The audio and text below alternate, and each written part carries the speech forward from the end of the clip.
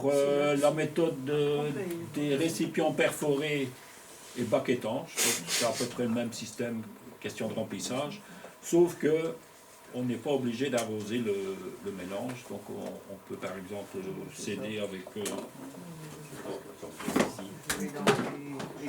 un bac comme ça, on remplit de terreau, on met de l'eau ici dedans, et on laisse monter l'eau dans le substrat. Donc il n'y a jamais d'excès puisque une fois que le substrat est bien humide, ben, il ne pompe plus. Donc ça reste comme ça. Soit on laisse un petit fond, soit on l'évacue en fonction de la délicatesse des plantes. Donc là c'est... Ouais. Et si jamais il faut rajouter de l'eau, donc si par exemple on a des contenants plus petits, on essaie toujours d'ajouter de l'eau à la même température. Donc il faut toujours avoir un arrosoir dans la pièce où on a semé, où on sème, où les plantes sont, afin que l'eau soit le plus proche possible de la température du substrat. Donc en rajoutant l'eau ici, le temps que l'eau monte dans le substrat, même s'il y a un petit écart, le substrat va absorber l'eau et l'eau va prendre la température du substrat, tout doucement. Et avant d'arriver au radicelle et à la tige de la plante, ben, l'eau elle aura complètement pris la température du substrat, donc sans risque pour la plante. Voilà. Donc ça c'est un truc plus souple, puisqu'on peut rajouter, ouais, ben, c'est plus pratique, hein, mais bon, il faut un contenant en plus, hein, donc voilà, c'est pas... Et ouais, qu'est-ce que j'en ai encore dire?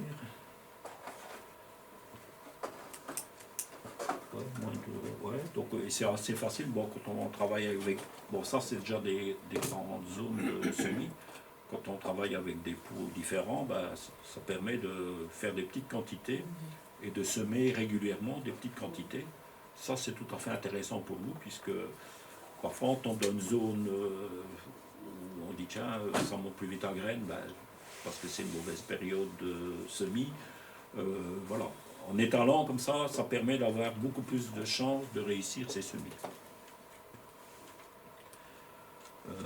Donc, moins de substrat, donc beaucoup moins important. Mais évidemment, il faut surveiller un peu plus, voir si vous travaillez, bon ça c'est déjà des plaques alvéolées, donc ça je vais en parler après, mais vous avez des petits volumes de substrat, comme ici, c'est même petit. Ça dessèche vite, hein, sur une, par exemple sur une avant-midi ou une après-midi en plein soleil, même si c'est en serre, eh ben, la motte peut être sèche. Hein. Donc là, il faut vraiment qu'il y ait de l'eau en dessous. On peut s'aider avec du feutre, par exemple. On pose un feutre, ça c'est à peu près la dimension d'un plateau pour les alvéoles. Ah, c'est bien ça. Voilà, on pose ça, quand on arrose, on met, je vais dire le plateau là, mais l'eau va être absorbée par ça, et tout doucement, ça va redonner l'eau. Alors, parfois, lorsqu'on a une table qui n'est pas plate, qui est un peu comme ça, un peu inclinée, bon, j'exagère un peu, ici vous allez avoir de l'eau, il n'y en a pas. Donc ça c'est aussi un inconvénient, c'est que voilà, il y a une zone qui, ces containers qui seront là n'auront pas d'eau et ceux-ci en auront trop. En mettant un feutre comme ça, ben, l'eau est beaucoup mieux répartie, même s'il y a une légère déclivité, ben, malgré tout, le conteneur qui sera dans le haut aura quand même son eau puisque le feutre absorbe. Alors, donc, bon, je vais parler, ouais, un petit truc lorsqu'on veut dépoter, si on a repiqué les choses ici dedans, qu'on veut repiquer en pleine terre, eh ben, ça a été par exemple dans l'eau, avant de repiquer, on arrête d'arroser pendant quelques jours. Ça veut dire que la plante va absorber de l'eau, va prendre l'eau dans le substrat va légèrement se rétracter et il va se désolidariser du pot. Donc va être beaucoup plus facile à dépoter. Donc, ça c'est un petit truc qu'il faut oublier. Voilà, donc ouais, pour les plaques alvéolées, l'avantage c'est qu'on a vraiment toutes sortes de dimensions, toutes sortes de grandeurs. Bon, ici c'est des plaques que j'ai coupées, mais il y a des plaques plus grandes. Moi aussi j'ai coupé les plaques. Ouais, bah, souvent nous, les professionnels eux ont besoin de plus grands parce que eux, ils font des centaines et des centaines de plans de fleurs par exemple. Voilà, donc pour eux c'est intéressant d'avoir des plaques faciles, tandis que nous, non, on va faire par exemple des salades, on va même dire tiens je vais mettre 10 comme ça, 10 différents et peut-être je sais pas moi, une semaine après je vais en ressemer une nouvelle série quoi. Et peut-être des autres encore. Donc pour nous, c'est plus intéressant d'avoir des petits. Donc si on sème plusieurs variétés sur une même plaque et qu'il y en a qui ont germé plus vite que d'autres, ben voilà, c'est un peu embêtant, on ne peut plus garder dans les mêmes conditions. Dès que ça germe, on peut mettre un peu ben, si ça n'a pas encore germé, il faut le laisser attendre. Il faut attendre et laisser pousser. Donc il y a un peu une surveillance accrue pour garder l'humidité. Voilà, le feutre, ça j'ai dit. Voilà, ouais, donc simplement, on arrose et puis ça remonte par capillarité, donc c'est assez facile, mais toujours garder de l'eau à température ambiante dans la pièce. Bon, je crois que j'ai fait un peu le tour. Je ne sais pas s'il y a encore des questions là-dessus. Sinon, on va passer. Si on les met là-dedans, hein. La journée, il fait du soleil, on peut le tirer. Du soir, on les fait dodo. Moi, ils sont sur ma véranda. Ben, du soir, je les remets. Et là aussi, quand vous c'est avez. déjà assez haut, hein. Ouais, et quand il y a une coiffe, ça garde un peu d'humidité. Ça, ce qu'on lance ici. Puis ça retombe dans le fond. C'est pas perdu. Ça retombe. Sauf que si le milieu est trop humide et pas assez aéré, c'est ça qu'il y a des petits trucs qu'on peut aérer pour éviter que, que ça fasse le jeu des champignons pour la fonte de semis, c'est ça. Donc trop d'humidité, on peut aérer un petit peu. Michel. Pour les choux et tu sèmes directement dans le grand pot ou tu sèmes dans les petits Moi, pots je les mets là-dedans. ou tu repiques Je les mets dans des... Moi, enfin, chacun, c'est vrai. Moi, pour les choux, je prends ça et je repique. Parce que je sais qu'un chou aime bien le repiquage. Ah ouais. J'ai dit, je vais pas donc ça ne gêne pas. repiquer. Parce que là, c'est plus pour des plantes. Par exemple, des laitues, ben, moi, je sème par exemple mes laitues là-dedans, je remplis, et je mets 3 graines à alvéole. Donc soit, lorsqu'on repique, soulève, on repique. Si c'est 3, c'est trop, on élimine 2, on regarde la plante la plus belle. Voilà, on a un repiquage sans avoir mis les racines à nu. Donc il n'y a pas d'arrêt de végétation, donc la plante n'a pas souffert, il n'y a pas eu de stress du repiquage. Donc ça c'est un gros avantage des alvéoles, c'est que la plante n'arrête pas de pousser finalement. Il n'y a pas Et après mes choux, je les remets dans un pot comme ça, là. Et puis après, je m'en vais les porter quand ils sont bien développés au jardin. Voilà, les plaques alvéolées permettent de faire des semis régulièrement, en petite quantité. Et voilà, donc ici, il y a des alvéoles qui ont déjà été libérées, donc il y a déjà eu un repiquage. Et d'autres variétés sont sorties un peu plus tardivement, parfois des semences plus anciennes ou certaines mettent parfois un peu plus de temps à lever. Je mets 3 graines et ensuite on peut soit repiquer à racines nues et séparer chaque plantule. Voilà, donc ici c'est le résultat du repiquage des alvéoles précédentes. Donc ici j'ai fait par plantule par plantule, donc dans des alvéoles un peu plus grandes. Par contre ici à côté, je n'ai pas séparé les plantes. Et donc je les ai laissés par 3 ou parfois ils étaient que par 2.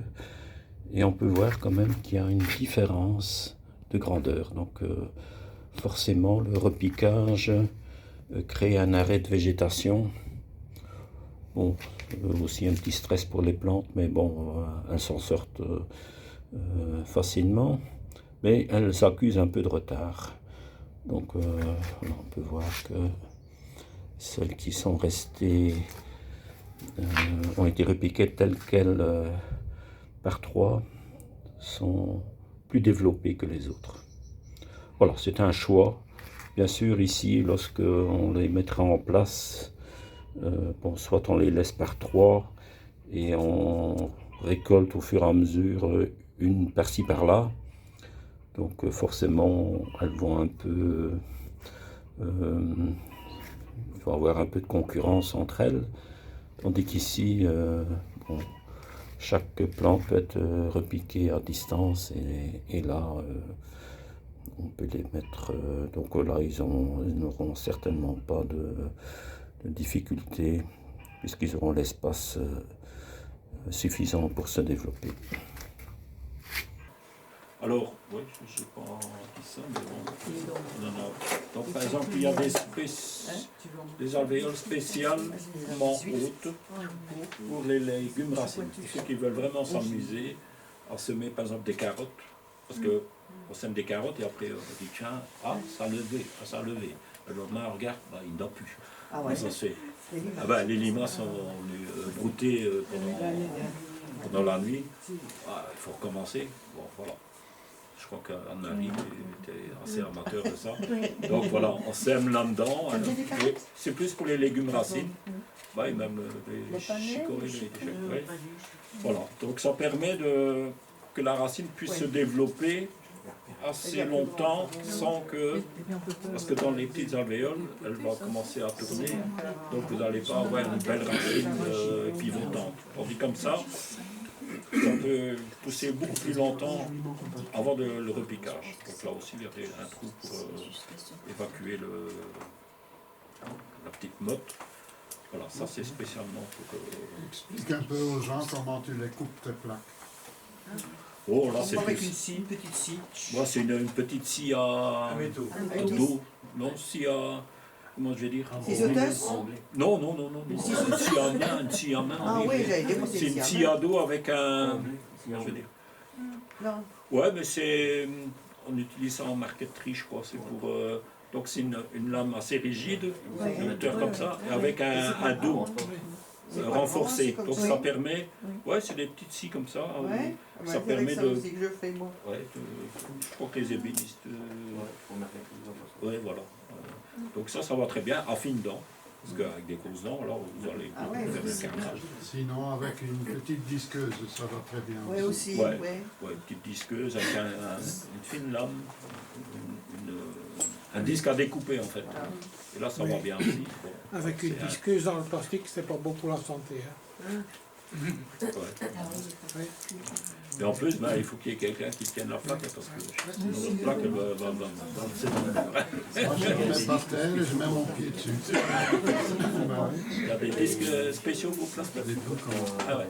Tu mets dans un mieux, parce qu'un autre disque ça fond et ça colle. Ouais, ça... Tandis que celui-là, on prend les filles japonaises. Tandis qu'avec l'autre, ça prend pas. Des doigts croisés, toutes fines. Et c'est quoi? Ah ouais. Et c'est quoi, métallique ou c'est pied? Oui, le droit de faire la coupe. De la poudre au-dessus. Ah oui, c'est un peu plus épais qu'un disque là. Mais... Disque avec un poudre diamant sur le bord, comme pour les garages en fait. Ouais, et il y a aussi des tronçons, c'est pas un disque continu. Ah oui, il y a des rainures pour évacuer peut-être les... Voilà, tout il est existe. marqué dessus pour plastique PVC. Pour la santé, il vaut mieux... Il y a plein de gens informés ici. C'est ça l'avantage d'avoir une association comme ça, c'est qu'on se refile des trucs. Ah ouais, c'est chouette. Bon, voilà. Oui. Pour les terreaux, en fait, vous avez dit c'est pas comme les terreaux qu'on faisait autrefois, là, parce que maintenant c'est à base de tourbe, mais en même temps on dit le compost maison ça va pas, mais c'est quoi le meilleur terreau? C'est un terreau de feuilles, c'est ça, mais sans les fruits et légumes. Souvent le terreau était fait avec... C'est quoi le terreau d'autrefois, le meilleur? Avec du gazon en fait. On se met du gazon On met du gazon, on enlevait les plaques de gazon et on les retournait. Ah, le gazon. Ah oui. Le gazon, ouais. Donc des Oui, feuilles. ça, la base Des petites feuilles. de la tour. Dis, si je peux dire quelque Je crois chose, que tu travailles dans... si je peux dire quelque chose Oui. au niveau des terreaux là, hein. Oui. Je crois que la plupart maintenant est faite à partir du compost. Vous avez, j'appelle ça l'usine du compost à Moon. Hein. Oui. Ben, on voit les camions, là, même les Allemands, le meilleur Oui, ça sent terreau de ça sent l'Allemagne, mauvais. alors ils viennent de Moon. Hein. Alors ça se tamise. C'est Alors, fait ils avec règlent- les déchets organiques. Oui, tout ce que vous déposez dans les bacs verts et tout ça, ça Ouais, part ouais, ouais. dans les... Donc c'est j'appelle ça composté, des usines. c'est... Oui, mais ça sent mauvais en Je général crois et on ne que sait pas la ce qu'il y a dedans. surface hein. de compostage est de 8 hectares là, à Moulin. Ah ouais, donc ça chauffe beaucoup, donc... Ça chauffe à 72 degrés, ouais, ouais. et là ça Ah oui. s'arrête. Ouais. Donc c'est pasteurisé d'office. quoi. Ouais, c'est ça. Ouais, donc c'est ça le Parce que- système de pasteuriser, ça, Ouais. il y a déjà pathogènes qui sont Et éliminés. l'acidité, il règle ça, soit avec de la chaux, soit avec de l'acide acétique, qui est en fait du vinaigre. Quoi. Ah oui. Parce qu'avec le temps, de toute façon, un compost vient à la neutralité. Hein. Donc ça vient vers le 7. Hein. Souvent, lorsqu'on ajoute des feuilles, voilà, des déchets, ben voilà, c'est par exemple plus acide. Mais après, ça revient. Ça, c'est l'équilibre dans la nature. Hein. 7, c'est l'idéal. Donc un terreau, c'est souvent autour de 7. Souvent, c'est je pas pense, mieux. hein. Ben, c'est souvent 6 et demi. 6,5, ouais. Tu auras une question Oui. Marie Gilbert parlait des algues quand on Ah se oui. met. Ah, des algues marines. Ça peut aider parfois lorsqu'on a... Ben, on a parfois un duvet vert qui vient aussi, et parfois les champignons. Avec les algues marines, ça permet de limiter ça, parce que les algues n'aiment pas trop... Le non, calcaire. La mousse. Ouais, avec le calcaire, on arrive à réduire. Souvent, tu achètes un sac, Ça peut tu aider. dois hacher. Et je Mais il j'ai ne faut même... pas exagérer. Non, non, Pas très une couche léger, de- un petit poudrage. Sinon, un petit peu de sable blanc aussi. Ouais. Aussi, oui. Ça rend la terre plus claire, donc Ouais. ça reflète un peu la lumière aussi. Donc on gagne en lumière, et en même temps, c'est quelque chose qui... Il n'y a pas de la mousse qui va venir, le sable. Quand même. Il faut vraiment longtemps avant que la mousse vienne au-dessus. Il faut vraiment un excès Ça d'humidité. reste pas blanc, hein. Quand c'est humide, Ah oui. c'est... Ouais, mais c'est c'est drainant, donc avec les rayons du soleil, ça assèche. Et, quand même. Le sable blanc ignacé, c'est le sable qu'on met quand on a fini de paver. Non, le sable blanc qu'on trouve... Le sable du Rhin ou bien le sable blanc. Moi, je Ouais. prends Il n'y a du pas de blanc, sel dedans. donc C'est qu'on encore plus utilise fin. pour le bâtiment, en fait. Hein. Ouais, c'est lorsqu'on fait les joints de carrelage, maintenant, pour nettoyer, on utilise ça. Tout ça, Voilà. comme ça sur ton terrain. Ça allège le terrain. On passe à la suite. Ben, c'est bien, merci. Voilà, j'espère que un petit rafraîchissement de toutes ces petites choses et parfois des nouvelles choses quand même. Un deuxième, Ça c'est intéressant.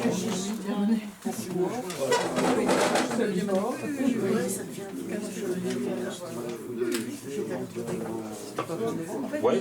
Oui, c'est bien. Le 16 novembre, après, je suis allée vider j'ai envie de la passer. Ils ont dit, elles poussaient, elles étaient toutes mignonnes. Et en fait, j'ai fait l'erreur de rajouter de l'eau et l'humidité. Tu vois, Voilà. l'humidité n'avait pas été à la surface, mais c'était Je bien. vais être très méchant, mais vous commencez à me connaître. Il ne faut pas toujours prendre à la lettre ce que je dis. Michel n'a pas envie de salir ses mains, donc il a demandé. Non, non. Parce que lui a envie de filmer et de bouger un petit peu la caméra et tout ça. Moi, je ne suis pas expert. Donc il a dit, ben, toi, tu as qu'à me faire un petit peu la démonstration comment on fait. En fait, il a déjà tout dit. Hein. Mais parfois, quand on voit faire, ça peut être mieux. Bon, le système comme ça, je vais peut-être pas le montrer parce qu'il faut un certain temps que l'eau elle monte et tout ça. Et il y a quand même déjà presque 11h15, donc voilà. Donc je vais plutôt vous montrer les semis avec les pots et les alvéoles, donc les pots percés avec un bac étanches. Moi, je emploie beaucoup ceci. Donc, ce sont des petites mini-serres. Bon, ici, j'ai tiré les pots avant de venir, c'est pour ça que c'est encore bien humide. Et alors, je dépose les pots quand ils sont semés là-dedans. Je rajoute de l'eau, mais tout ça, je vais vous expliquer au fur et à mesure. Si vous n'avez pas ceci, vous pouvez vous débrouiller avec deux pots plus ou moins de la même taille et mettre un truc au-dessus. Hein. Peut-être pour la nuit uniquement, peut-être pour le temps que ça lève, etc. Voilà. Bon, toi, tu as déjà des beaux feutres. Hein. Moi, ce sont des feutres plus fins qu'on utilise quand on met de la peinture pour ne pas salir le carrelage. Donc, ça, on l'utilise souvent une fois ou deux fois, après on jette. Ben, moi, j'ai récupéré, et c'est ce qu'ils utilisent souvent aussi dans les jardineries quand ils déposent des pots par terre, pour que ça reste plus ou moins propre pour les clients. Moi, j'ai même utilisé des anciens tapis de sol qui étaient vraiment, tout en matière textile. Hein. Ouais, mais il n'y avait pas de caoutchouc, hein, donc ça aussi, ça marche. C'est épais, et voilà. Voilà. Donc, comme Michel avait dit, on va un petit peu salir les mains. Un petit peu, bon, ici, moi, je vais le mettre là-dedans parce que ça correspond plus ou moins avec une petite serre comme ça, la largeur des plaques. Ça dépend lesquelles. Hein. Par exemple, j'ai un peu plus grand, ça va très bien aussi. Hein. Voilà. Je vais faire avec cela, ça va plus facile à remplir. Donc, celui qui ne voit pas, il criera. Hein. Donc, si c'est un petit peu dégrossier, parfois il y a des gros morceaux, donc ça on va éviter de mettre. Donc tout simplement remplir. Voilà. Hop. J'ai mis donc, le petit pot là pour... Hein. Donc les petites boules blanches comme ça. La perlite. C'est la perlite, ou la perlite, je ne sais pas. Moi je suis flamand, alors bon, je vais dire le perlite. Comment je dis en flamand? Je ne sais même pas comment ça s'appelle en flamand. C'est la perlite. Hein. La perlite. Donc souvent moi j'ai une spatule. Ici c'est un petit plantoir, mais moi j'ai une spatule pour éventuellement un petit peu égaliser. Il y en a qui sont avec les mains. Moi j'utilise ça, le petit pot là. Oui, celui-là ou des autres. Donc un petit pot qui correspond plus ou moins avec l'ouverture. Donc on va tasser. Ça va très facile. Bon, maintenant on a à peu près un petit centimètre d'écart entre la surface et le terreau. Ça c'est pas bon. Donc on va rajouter du terreau à ce que quand on appuie, que ça reste à peu près à la hauteur du dessus. Donc toujours, comme Michel a dit tout à l'heure, toujours les récipients, que ce soit ça ou autre chose, remplis au rabais. Ça c'est important. Parce que, comme Michel a dit aussi, après la planture, elle va essayer de trouver la lumière. Si elle est déjà en hauteur, elle ne doit pas s'étirer pour trouver la lumière. Elle l'a déjà d'office. Voilà. Bon, maintenant, je ne vais peut-être pas semer toute la plaquette. C'est que pour vous montrer. Hein. Et vous pouvez éventuellement un petit peu enlever le surplus et qui retournera dans le bac après. Donc, là, il y a encore un petit manque. Voilà. En gros, c'est fait. Donc, j'avais... il faut chercher des petits pots, n'importe quoi. Hein. Bon, ici, ça irait peut-être, c'est encore un peu trop grand pour celui-là. Moi, j'utilise le manche du... Ah oui. Chacun, il va trouver quelque chose qui correspond. Quoi, hein. Donc... quand on n'est pas riche, on est inventif. Hein. Voilà. Je vais prendre celui-là, il n'y a qu'une agrafe. Et c'est quoi? Ce sont des laitues à couper. Laitues à couper, oui. Moi aussi, j'ai déjà semé. Bon, à la maison, moi, j'ai fait avec des agrafeuses, un petit ustensile. Je ne déchire pas le sac parce que souvent, il y a trop de graines. Donc, il faut savoir remettre dedans plus facilement. Et hop, je mets une trombone. Ah, voilà. Je ne suis pas doué. Hein. Et elle retourne au frigo. Donc moi j'ai aussi à la maison, ici je vais prendre ça, mais j'ai quelque chose de plus plat. C'est le couvercle d'une boîte de Nesquik. Ah oui. Ah oui, pour poser les graines. Ou une autre marque. Hein. Bon, une soucoupe de pot de fleurs, ça va bien aussi. Ouais. Bon, quand c'est des petites graines, je prends mon crayon. Ici, donc un crayon fort intéressant pour après écrire sur les étiquettes. C'est de la marque Stadler, Oui. mais c'est un qui est waterproof, permanent, hein, indélébile. Donc ça reste très bien sur l'étiquette. C'est un crayon gras, en mine grasse. Hein. C'est très gras, oui. Même dehors, sous la pluie, au soleil et tout ça, ça ne part pas. Aller dans l'eau. Hein. Et si on veut réutiliser, on prend une petite éponge à faire la vaisselle, côté grattant, on frotte un peu et ça disparaît et on peut réutiliser l'étiquette. Parce qu'au début, c'était un avantage que ça ne s'efface pas. Et après, je me dis, toutes ces étiquettes seront perdues. Donc, j'ai trouvé le système avec ça. Oui, il faut les tenir, mais après, quand on a tout un tas, il faut trier, il faut chercher. Ça va parfois plus vite à réécrire tout de suite. Donc, quand on a un crayon comme ça, même un autre, souvent, quand on tapote, vous voyez, la graine, elle colle dessus. Et vous la déposez. Tu vas chercher ça chez Ardouin, hein, c'est ça? Oui, au Bureau Vallée ou chez Ardouin. Bureau Vallée. C'est chez Aldi, au rond-point du garage. Oui, il y a Société 3 marques. Ouais. Voilà, donc j'en ai mis 3. Bon, je vais faire qu'une alvéole, hein, sinon demain on est encore là. Et alors, souvent, j'ai mon terreau tamisé, donc j'en mets un petit peu au-dessus, que la graine est juste couverte. C'est aussi une façon de rater ces semis, c'est mettre trop de terreau au-dessus. Quand ils sont trop profonds, ça ne marche pas bien. Et après, il est là le petit pot, je retasse un petit peu, voilà. Idem pour les tomates. Idem pour les tomates, pour tout. Ouais. Sauf, par exemple, le basilic et certaines fleurs qui n'aiment pas d'avoir de la terre par au-dessus.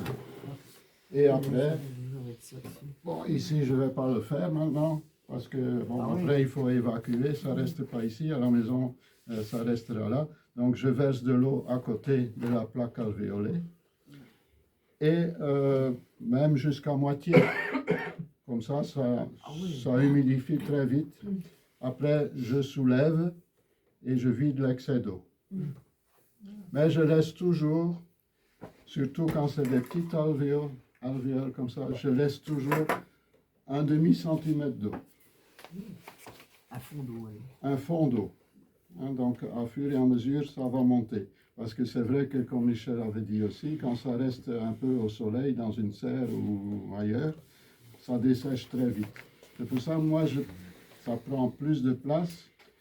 Moi, je préfère les plus grosses. Parce qu'il y a une réserve un peu plus grande et il y a aussi un peu plus de terreau. Mais c'est vrai que ça, j'utilise par exemple pour la salade de blé, qui est très facile après à mettre à distance. Une salade de blé se met à peu près à 10-15 cm les uns des autres dans tous les sens. Coupées, j'ai mis là-dedans. Comment? Les salades à couper, j'ai mis. Les salades à couper, les laitues, ça va très bien aussi. Mais il faut un suivi un peu plus grand que là. Déjà là, c'est plus haut, donc les racines seront moins vite dans l'eau. Bon, à la fin, c'est sûr qu'il faut peut-être éviter que ça reste trempé quand les racines sont déjà profondes. Mais aussi, il faut savoir que dès qu'il y a des vraies feuilles, on repique. Quand c'est à racines nues, c'est très important qu'il y a des vraies feuilles, 2 ou 3. Ah oui, parce que sinon, il n'y a pas assez de racines. Hein? Quand c'est des alvéoles, on peut repiquer plus vite parce qu'on prend avec le terreau. Donc là, il y a moins de soucis. On sait aussi, par exemple, pour les laitues, quand ils se ressèment sur place, ils sont beaucoup moins vite attaqués par les limaces. Oui. On ne sait pas trop pourquoi, mais bon. Donc, quand ce sont des laitues, par exemple, on peut déjà les repiquer assez vite. Hein? Mais alors avec la terre. Donc ici, si les 3 ils lèvent, comme Michel a dit, on en laisse un. À la limite, on peut même repiquer aussi. Hein, si on prend des plus larges, on a encore des plus larges alvéoles. On peut semer plusieurs sortes de laitue en mettant une étiquette et alors après, au lieu d'employer des pots plus grands, après repiquer. Parce que des laitues, on n'en a pas besoin de 60 à la fois. Si on en a 10 tous les 15 jours, 3 semaines, on va savoir avoir pour son petit ménage assez à manger. Voilà, donc pour cela, c'est exactement la même chose. Donc, on remplit jusque tout en haut. Ça, c'est toujours très important. On prend plutôt ça pour mes haricots. Oui, des haricots, des petits pois, du maïs, tout ce qu'on veut. Voilà. Et après, ben, on met les semences, on remet un petit peu de terreau, peut-être fin, et on réappuie un petit peu, on met dans le bac, on met de l'eau, moi je mets toujours assez haut, et puis bon, ça, on voit que ça devient noir. À ce moment-là, je verse le surplus et je laisse toujours un petit peu. Donc la feutrine, ça peut être un vieux essuie-main, ça peut être un peu n'importe quoi. Même un drap, c'est fin quand même. Mais en double, donc vous trouvez ce qu'il y a moyen de faire. Quoi. Voilà. Je ne sais pas si c'est suffisant. Moi j'aime bien aussi toujours couvrir. Donc les mini-serres, c'est avec ça. J'aime bien couvrir pour garder l'humidité. Hein? Ben, ça peut même être comme ça, bon, comme on veut. Quoi. Ben, à la maison, on cherche des choses qui peuvent, même 2 bacs comme ça. Il y en a maintenant, ça c'est sûrement des moules. Oui, il y en a aussi des blancs, donc des transparents qu'on peut mettre au-dessus, etc. Voilà.